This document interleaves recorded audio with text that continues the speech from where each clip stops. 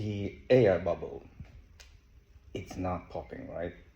It should be popping according to everything you've been taught by economics, like mainstream economics, right? Well, I'll tell you why it's not popping. It's because you can spend money into existence. And the private sector money creation in the USA is now much larger than the public sector money creation. These companies are going into bonds, creating like 2060 bonds, like you can always spend money into existence. Money is never the problem.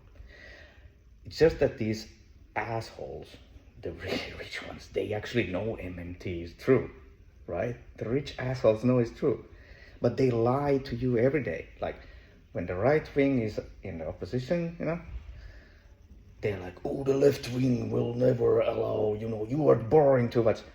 But when they are actually in power themselves, they just borrow the shit out of everything. And they borrow from private sector, They just create more money. Dip. Because you can do that. Resources limit economic growth, not money. The money can always be created.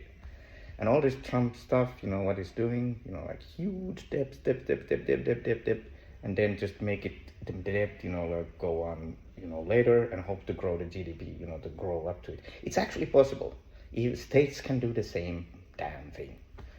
Like, they just liars, and the rich know it, but they got this, they've got the economy that allows them to fool everybody else being taught in schools.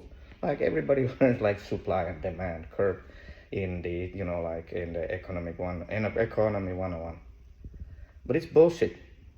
Like when you can create money, supply and demand, no, it doesn't matter. It's the resources.